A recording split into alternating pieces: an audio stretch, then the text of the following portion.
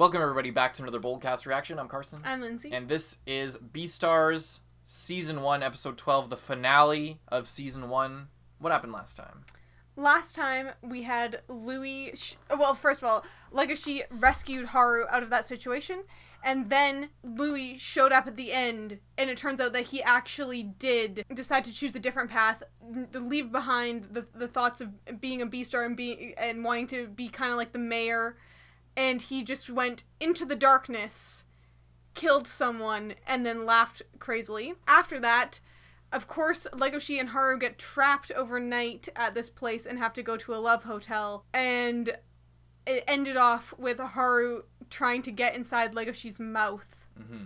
We had some interesting thoughts about what that meant, but there's only one real way to know of what that means and what will become of their relationship. We highly encourage you check out the previous discussion because it was actually pretty good.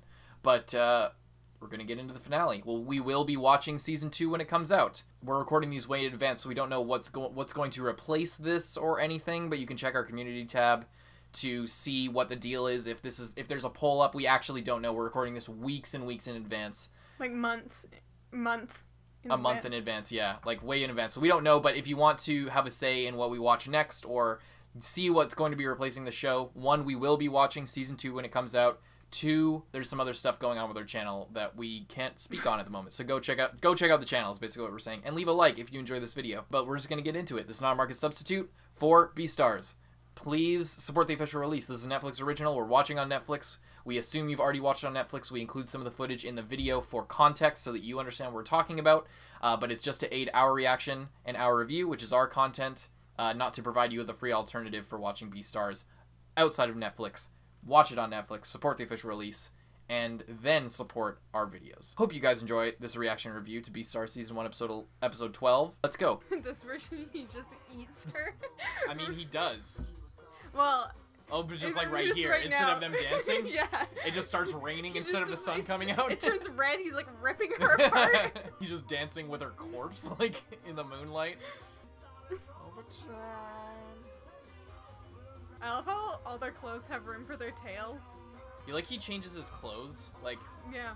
He's not wearing the school outfit, he's wearing a vest, and then if it goes back to it, you can kind of see he's now wearing suspenders. Here we go. Recap episode? What a shitty finale if it was a recap episode. The rabbit's gene is blaming her. Loving each other is a terrible mistake. Was I right? Hmm.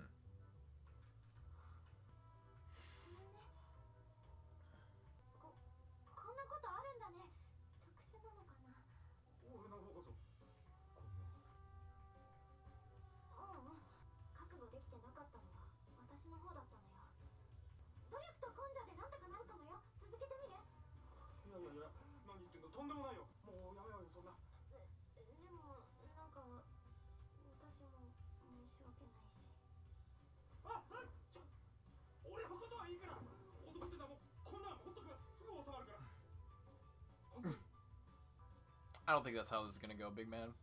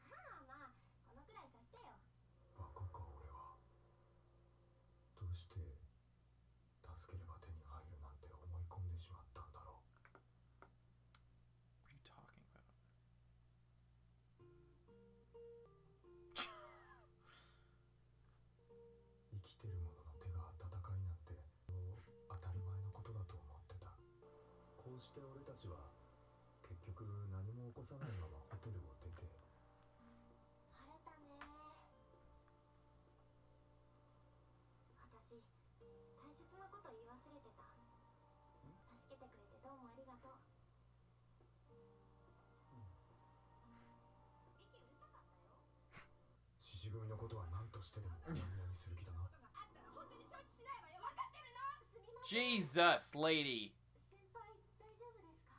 Oh my fucking god. Get out of here. Go away. Rangi! I wonder why, you fucking weird. You're being weirdo! Then why are you here if you overheard that?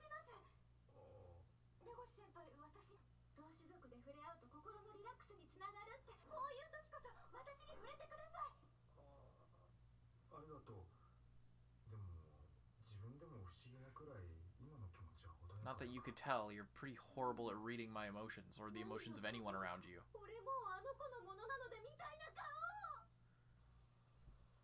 Yeah! What? What world are you living in, lady? Fuck off! Oh god.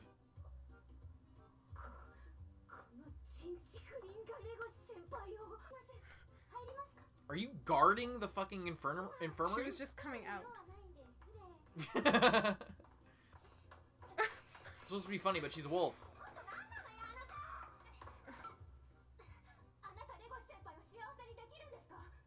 More than you.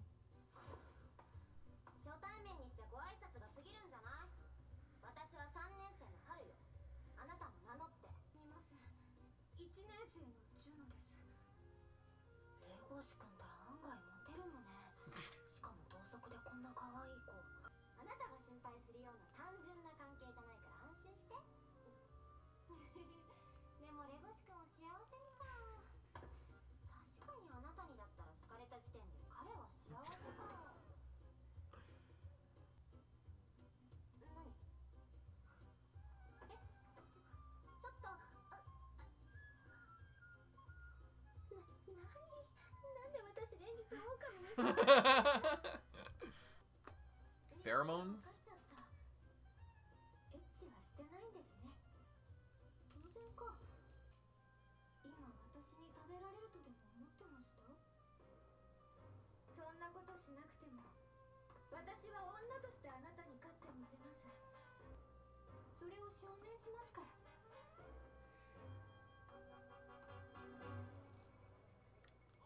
Oh, it's actually happening this episode.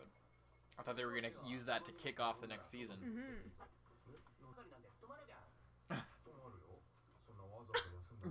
It says he has a bandage over his fucking eye.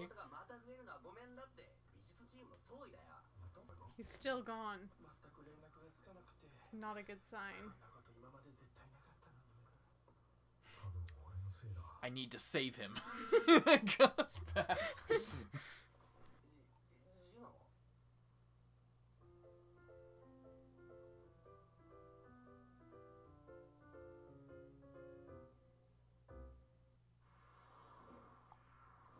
I wanted to do a spit take there so fucking bad. That was all I wanted to do in that moment, but I didn't want to destroy the camera.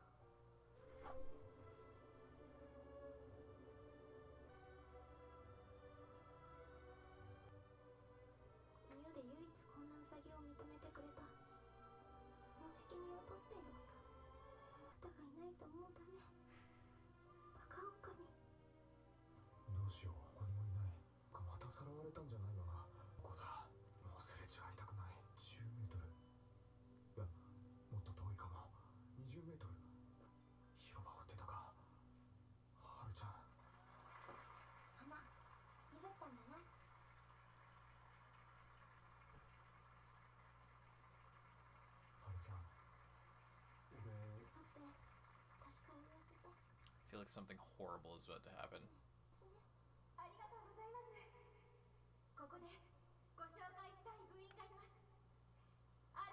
She's gonna fucking... What a bitch.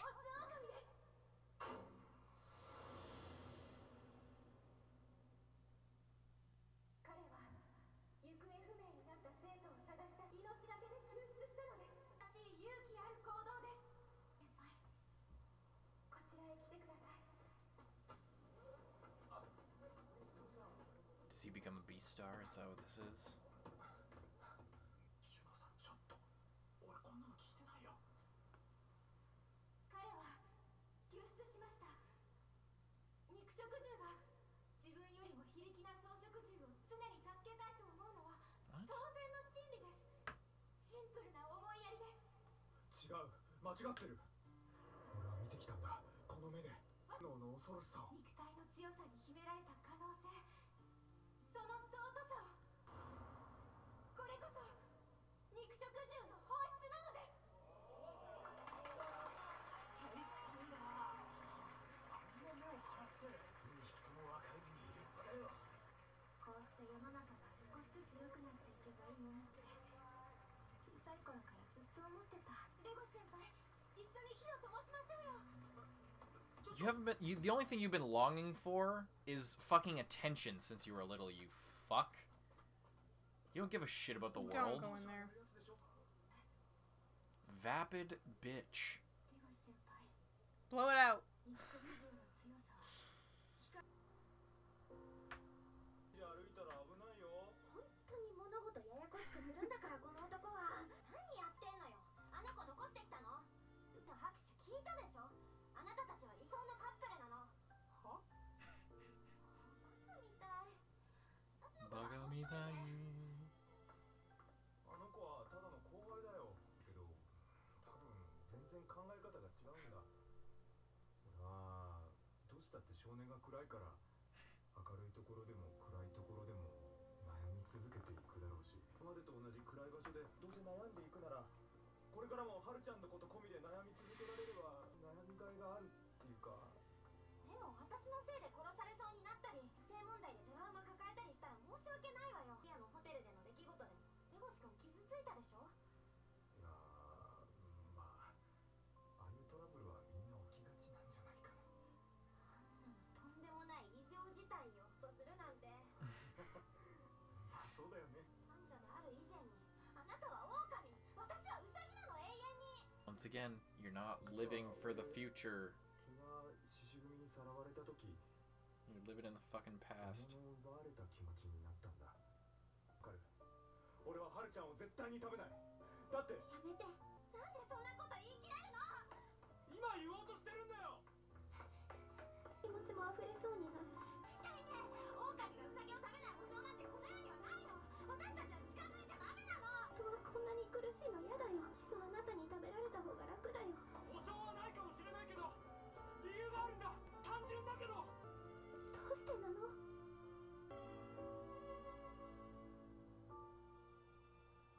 君が好きだからだよ。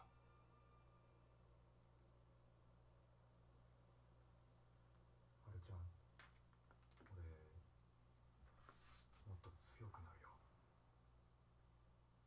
この社会にも本能にも負けないで君をちゃんと幸せにしたいから、もっと強くなる。待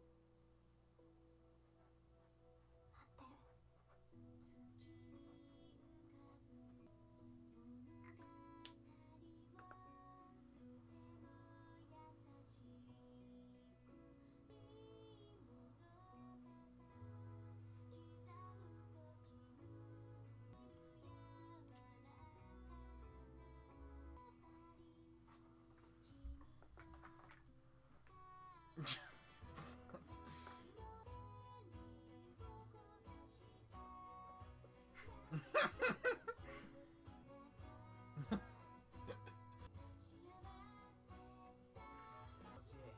この夏はどうだったのよ。総括して。この夏か。スイカ食い損ねたな。買いかない？今から行こうよ。Because wolves love watermelon. おい That's funny. 行くけどあんまり急がないでくれよ。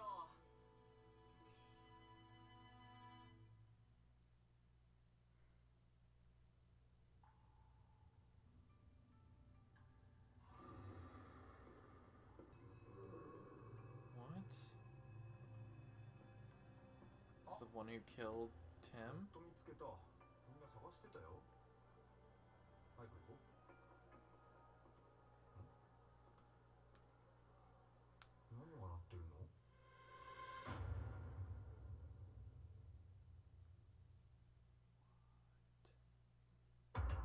Classic Netflix. Classic fucking Netflix. What do you think of that one? I fucking hate that ending. The fucking classic Netflix. Mm-hmm. But I'm not all that mad because it gives me a bit of an indication of what season 2 might be like. Seems like we might be going back to the whole killer type of thing. But I'm gonna like jump to a conclusion here and say that whoever's vision we were looking through at the end of that was probably the guy who killed Tem. Is at least what I'm thinking. Because it's like seeing red kind of and on some kind of drugs or something. Yeah. Interesting. Okay, so yeah, for the sake of setting up a season 2, yes, that makes sense. But I literally just wrote down a note that I wrote down no mystery. Because they did that at the start and then they completely fucking forgot about it. Well, they didn't forget about it. That Tem's loss was like felt throughout the rest of the story. Mm-hmm. But what it meant, I realized it when we were like going to the end, and it was just like, so we never found out the answer. And what does that mean? Like, to me, that tells me there was never a mystery. The mystery wasn't the point. The point was that the act happened. That was the real point of that. It was showing that so quickly does everyone move on. And yeah, that's just how society is. Yeah, that was the whole point. And we talked at the beginning before we went into the town that like the school was the world. Yeah. And that is also true. And that was reflected again and again on bigger and bigger scales of this is how this world is. I just never put it together until we got to the end and they completely didn't find, like, there was no justice. Yeah. You know? There was no justice. There was no investigation. He died because that's what happens. That's it. That's what happens in this world. And that's what would have happened to Haru if Legoshi wasn't different from everyone else. If he didn't check himself and go through that whole journey. Yeah, I would have been fine with just keeping it there if they didn't do the classic Netflix thing of setting up a whole new thing with Louis and his story and like writing him out of the last episode so that you can create a mystery that's for the next season. That's super shitty, and I can tell that they did it because it's Netflix. They might have done it in the manga, I'm not sure. Like, but the fact that they ended it off like that is so fucking Netflix. It's perfect for what they like to do. No wonder. If that is how it was originally, Netflix probably saw that and they were like, this is the only reason we are picking up this show. So we can leave people on a cliffhanger and artificially set up new seasons. Although, sucks ass. I would say, Louis, like, being cut out at that time is interesting because if you have maybe forgotten about the murder, you might think that was Louis at the end, and maybe it is. It's not. He's taller than It's not, Legoshi. but, you know, if you weren't really paying attention and you kind of forgot that whole murder thing happened, somehow... I feel like you'd have to be really dumb to think that was Louis. Okay. Well, I was just throwing it out there as a possibility. Legoshi does not talk about Louis like that. Yeah. Did you actually think it was Louis? No. Okay. Did I just call you dumb? No, I didn't think that. I was just saying maybe that's why they did it, to, like... Or just to set up, like, two different mysteries. Like, you would have to be really fucking dumb to think that he was taller than Legoshi. Louis is, like, significant, is, like, a foot shorter than fucking Legoshi. And Legoshi was looking up at this guy. Yeah. That, to me, seems like it is the killer. And potentially is that guy whose head was always cut off because he was too tall. Either that, or it might be the guy, because Legoshi was talking to him like a close friend. Or like a closer person. Maybe it's the dog with the hair in front of his eyes. That lives in his dorm. Maybe, perhaps. That's just my random theory, but... Anyway, yeah, this show was good. This show was really good. Really liked it. Yeah, I want to see what happens. I just hope that it's not classic Netflix Season 2 where... They set up Season 2 at the end of Season 1. This is what Netflix series often do. They set up, like, a bangin' Season 2 and get you so hyped for it to come back.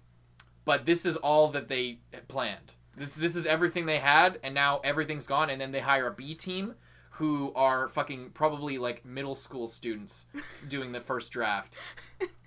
And then the second season sucks fucking donkey dicks. It's the second season Netflix series are often so fucking terrible compared to the first one. However, once again, this has a source material that is widely liked. And it is Japanese, so I'm giving it the benefit of the doubt that it will be good. But it is also Netflix. That's what I appreciate about Devilman Crybaby. That was also a Netflix series, and they ended it. They said, it's over, bitch. There's no season 2. There's no place this story could go on. This is how it ends. And I appreciate that way more. That's why I hope... I mean, I'm not sure. Maybe 3 seasons would be more appropriate, because I'm not sure of the length of the manga. But if this is just a 2-season, like, well-wrapped-up show, that would be so much better than... I hate when shows drag out stories longer than they need to be. I hate it. Like, some of my favorite stuff is, like, Charlotte on Ohana, like, solid 1 season, didn't take any more time that they needed to, but still made a really good story. Yeah. Sometimes it's 1 season, sometimes it's 2 seasons. Yeah, because the movie is too short, and it's the wrong format to tell, like, an in-depth story to me. Like, two and a half hours, that's not enough time. You need, like, 3 to fucking 6 to 9 or so hours. Like, 3 to 10, more than 2.5 hours, but not hundreds of hours. Yeah. Rarely does that work out, unless that's the whole point. Like a Naruto, like a One Piece.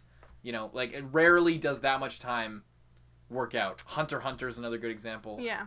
There are instances of it working for longer shows, but what's no good is when you artificially elongate a show. Yes.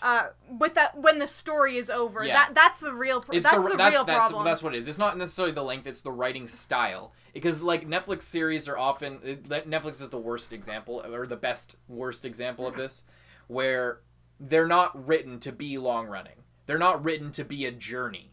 They're written to be, here's a beginning, middle, and end. And then a cliffhanger, and now here's the new beginning, middle, and end. Yeah. Every single time. That's how these are written. Whereas something like a Hunter x Hunter is written with, like, an adventurous spirit. A One Piece is another good example, although I haven't seen One Piece. I know that this is what people like about it. It's an adventure. It's not written to be, here is the end. It is set up to be it is set up with the most open-ended plot to be the most long-running, crazy fucking ride for 30 plus, for years and years and years. And that's also, I think, the problem with Dragon Ball. To bring it back to that, is it's another super long-running show, series. But they keep going. They keep going. There was Dragon Ball, and then there was Dragon Ball Z. And then Frieza ended, and then it was Cell. And then Cell ended, then it was Majin Buu. And then they was, like, kind of over. Then there was GT, and they fucked that up. Still better than Super. But then there was Super, and they retconned GT, and now it's this and that, and this and that. And it just keeps going, and it's like, it's the classic shit. Like, that's an example of, like, artificially extending your story because you think it's working from a production standpoint. Mm-hmm. Anyway, we're getting off of, like, a wide tangent here, but I feel like this is the most pertinent thing to talk about, because this is really good. This first season was fucking great. This is a really good season of television, but I have no fucking hope left in my heart that Netflix won't find a way to fuck it up, because Netflix is a machine of shit tier sequels and horrible, shit, bullshit. That's what Netflix is. They make bad shows most of the time. The Witcher's season 1 is good, but we still have the book hasn't yet dropped on that one. Yeah. I really liked this show. I really like this show. It's different than what I thought it was going to be. It's way deeper than I thought it was going to be. 100%. So much. Because when you look up B-Stars, when I was, like, making the polls looking for, like, what show would fit into what category, and One Punch Man just won, so I was thinking, okay, we need, like, not another shonen, we need not a fighting show, so let's pick out the top shows that are not a fighting show. And B-Stars was tagged under coming of age and drama. Yeah. And so I was expecting, and I knew, like, it's, okay, we go into first episode, okay, it's a school. Okay, this is a, well, before you see the first episode, you're like, it's a school, okay? And it's just gonna be, you know, school, she's a rabbit, he's a wolf, what kind of social problems are coming for this? And then they introduce so many different characters. Yeah. That are just super interesting. Even freaking what's his name? Jack, is that the dog's name? Yeah, Jack is just like, AKA Judo from Berserk. is just he's actually an interesting character because he's not just the dumb best friend who's kind of funny and just kind of there. He's the wise best friend. He has some interesting insights and is just non-judgmental, and he's like a golden retriever, so he's just loyal. A very loyal, very fun-loving guy. Very genuine care from him. No malice at all. Mm-hmm. And that's really interesting. In a real way, not like I'm on your side till the bitter end. It's like, what possible reason would I have to turn against you? Yeah. And like, and that's what I really appreciated no reason about for me it. To fuck with you. Because especially in like the first episode, you see all these bitchy characters and everyone's just an asshole, and you're like, what the fuck is this school? This is unrealistic. This is way too overt. And then as it goes on, that almost completely fades away into these intense relationships and dynamics at this school and in the drama club, and you know, there's so many different, and you can never tell.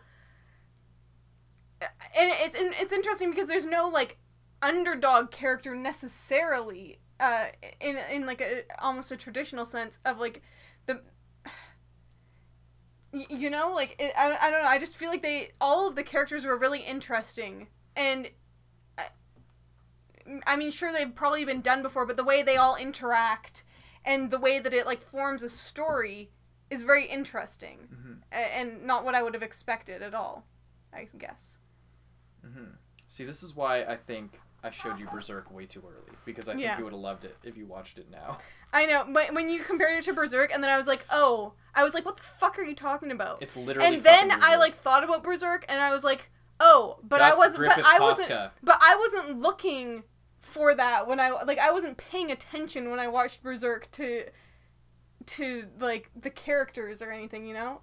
And every time you were like, oh, this speech or whatever, and I was like, man, like, I don't know, I just didn't really get it. There were many of those speeches, like, fucking Haru literally, I don't want to spoil Berserk for people. If you like Beastars and you haven't fucking read Berserk or watch the Berserk Redux fan film, the fan edits. They're an edit of the 97 anime and the 2010 anime movies, because they both leave out things that the other ones fill in, and it ends up being a better experience. There are 4 of them. I'll try to remember to link them in the description, but they're really good. If you like Beastars and you haven't seen Berserk, check those out in the description, or just read the manga. That's the better way to do it, and listen to the 97 soundtrack while you do. That's my prescription for you, because yeah, this is Berserk with furries, 100%. Well, not 100%, because the ending is not the same, and so I won't go into the ending of Berserk and how it's different. But the ending is different. It didn't end on... this was a hopeful ending. We're only halfway through, but... I wrote down, maybe there's another way. That's the thesis of the show, is maybe there's another way. Maybe they don't have to represent fucking herbivores because they've been put down for so long, and let the pendulum swing in the other direction to where the carnivores need to be put down. Maybe we don't need to have corruption. Maybe we don't need to get dentures and plastic surgery and look appealing to the herbivores while still serving a corrupt underbelly of carnivore shitty behavior, like fascist underpinnings of your society. Maybe there's another way to do it. Maybe our only choices aren't eat or sleep. Maybe there's a way that we can live together and love each other without being forced into this dynamic of either I eat you and our relationship changes forever, or we turn away from each other and stay forever at a distance. Maybe there's a way where we can live harmoniously without being forced in this dichotomy that we've been caught in for thousands of years of I'm a wolf, you're a rabbit. Maybe there's another way that isn't, and then maybe that other way isn't, like I said, maybe that other way isn't, trying to find some weird, like, back and forth where you're on top and I'm on top, and we call that living in harmony, where you're on top for a little bit, then the pendulum swings, and now I'm on top for a little bit. Maybe if we just forget this whole predator-prey relationship and love each other, and then maybe there's another way to live our lives. That to me is what the story is about in its totality. It doesn't need to be one or the other. So yeah, that's my review. Yeah. And I really liked the show, and I am not optimistic for a season 2. Having nothing to do with the story, I know it comes from a source material, and I know it's Netflix isn't making it. It's a different, like, I think I saw Production IG in there. But they got their fingers in the pot, and I don't fucking like it because I don't trust them at all. It has nothing to do with Beastars. It has nothing to do with the actual production or the circumstances that brought it about. It is on Netflix, therefore I have very low expectations for what's to come. And it's a shame because I fucking really liked this first season. This was really, really good stuff. And thank you guys for recommending it and for voting for it on patreon.com/boldcast. Yeah. Yeah. I don't know. I just feel like this show continued to surprise. I feel like I didn't even notice the 3D. Like, yeah. The last time I actually, because I did notice it, when Juno was dancing, I noticed it again, and I was like, man, I haven't noticed that in a while. Yeah. You almost don't notice, and the show was really beautiful. The visuals were really well done. I loved they did so many creative things, and I really appreciated that. Like, we talked about it before. Super well directed. But it was beautiful. Really fucking well done. The colors, the days were beautiful. The nights were beautiful. They had different. They had so many colors. The locations were really nice. The locations, the city at night. The 2D was the worst part of this show. When they would show a 2D character amidst a bunch of 3D characters, I'd be like, "What the fuck are you doing?" That was the worst part. I'm like, why can't it's like that was their lazy way out. It's usually in a really well animated show, they're like, okay, rather than make up this model, design this character, and draw them a million times, let's create a 3D model and we can use them whenever they're in the scene. Complete opposite here, where they didn't want to spend the time creating a 3D model of one-off characters, so they draw them instead as the cheap way out.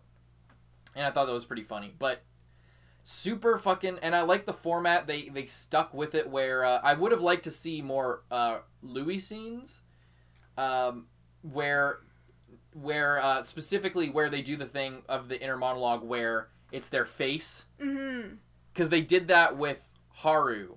Yeah, they didn't they like really eased into that with Haru. Like, yeah. At first we got like just like a one sentence of dialogue from her that was in her head, and then it got more and more until we were getting like full thoughts. And I wonder if maybe in season 2 if we'll get some more of that from Louis. Maybe not. I'm not entirely sure.